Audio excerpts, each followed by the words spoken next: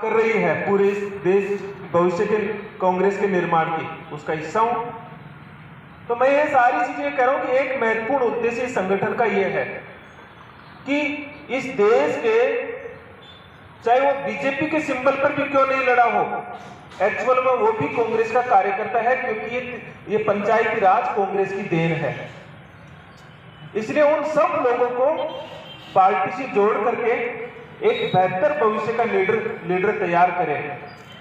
दूसरा इस संगठन का उद्देश्य है, जो मैं थोड़ा सा इस बात को आपको पीछे ले जाता हूं, कि जब देश आजाद हुआ था,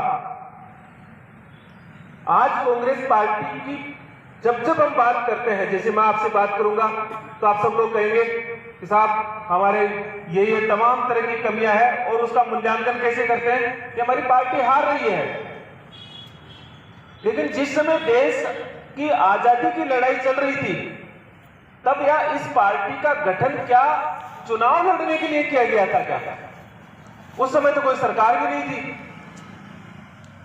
तो मूलतः एक कांग्रेस का जो मूल काम था, वो काम है क्या?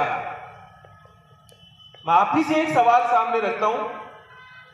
आप सब लोग इसके इतने बड़े बड़े जवाब देते हैं, मैं बैठता हूं बात करता हूं, तब बड़े बड़े जवाब आते हैं कि कांग्रेस पार्टी क्यों आ रही है साहब? इसलिए आ रही है क्योंकि कार्यकर्ताओं का सम्मान नहीं हो रहा। मैं आपको बता देता हूं आपके जवाब। इसलिए हार रही है क्योंकि हमारे ऊपर के नेता हमारी सुनते नहीं है। इसलिए हार रही है क्योंकि राहुल गांधी जी जो हम चाहते हैं वो करते नहीं है। इसलिए हार रही है क्योंकि नेता जो है वो अपना बना रखा है, और कार्यकर्ताओं का मान सम्मान, इज्जत और काम नहीं होता कार्यकर्ताओं का। क्या ये काम कांग्रेस के कार्यकर्ताओं का काम 1950 के दशक में हो रहा था, या उस समय उनका ज्यादा मान सम्मान था? 1960 में हो रहा था? 1970 में हो रहा था? ये 50 साल तक ये पार्टी राज की है। तो आप भूल जाइए कि इसमें कांग्रेस कार्यकर्ताओं का मान सम्मान का कोई विशेष योगदान था, बल्कि इसकी मुख्य वजह क्या थी? जो गांधी के द्वारा और कांग्रेस के द्वारा सामाजिक आंदोलन के काम किए गए थे। इस देश में वर्ण व्यवस्था थी, उस वर्ण व्यवस्था के खिलाफ कांग्रेस पार्टी ने जो अछूत द्वार और सबको साथ लेने का काम किया। कांग्रेस पार्टी की जो रचनात्मक गतिविधियां, ये जो खादी और स्वदेशी का जो आंदोलन चलाया, उस समय कांग्रेस पार्टी समाज के भीतर एक बेहतर समाज का निर्माण कैसे हो, इसके लिए वो एक सामाजिक आंदोलन का काम करती थी। और जब मैं सामाजिक आंदोलन का काम करता हूं, जैसे मैं ही आपके साथ में खड़ा रहकर के दिन रात आपके साथ, समाज के साथ जुड़ूंगा, तो मेरा और जनता का एक रिश्ता बनता है, एक विश्वास का रिश्ता बनता है। आज के 30-40 साल पहले कोई ये नहीं देखता था कि कांग्रेस पार्टी से कैंडिडेट किसको खड़ा किया। तो आज हम सिर्फ ये आरोप लगाते हैं कि टिकट वितरण सही नहीं होता, इसलिए पार्टी हारती है। आज के 30 साल पहले ये नहीं देखा जाता कि किसी को भी जनता को सिर्फ एक बात पता थी, ये हाथ का सिंबल किसका है। बल्कि एक बड़े वर्ग को तो इस बात से मतलब भी नहीं था कि कैंडिडेट कौन है, क्योंकि उसको विश्वास इस पार्टी की रीति और नीति पर था। इसलिए राहुल गांधी जी ने बहुत गहरे से इस बात को समझा है, कांग्रेस के थिंक टैंक ने इस गहरे से इस बात को समझा है कि ये कैंडिडेट सिलेक्शन है, ये तो बात की बात है, कांग्रेस अपना मूल काम कर रही है कि नहीं कर रही है, ये हमको सोचना पड़ेगा।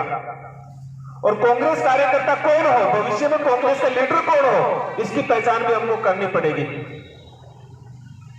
यहां सबसे बड़ी अगर आपकी जीत हुई है, तो निश्चित तौर पर आप कहोगे कि एक व्यक्ति या कांग्रेस के आप कार्यकर्ताओं ने लगातार 5 साल जनता के बीच में रहे, तो एक रिश्ता बना।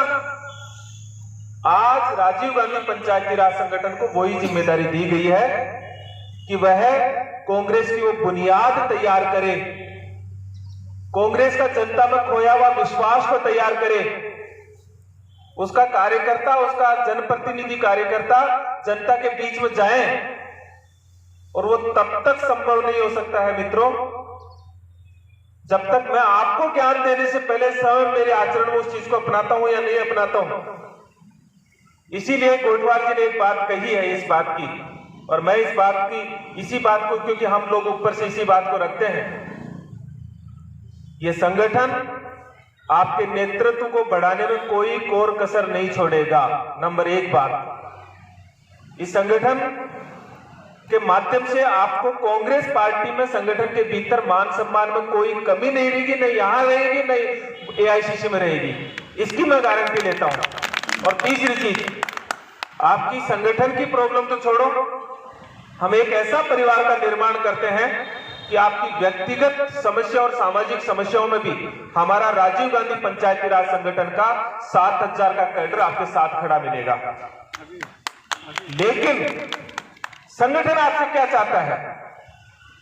वो नहीं चाहता जो और दूसरी जगह आप पार्टियों में देख रहे हो, इसी पार्टी के भीतर, कहीं और नहीं।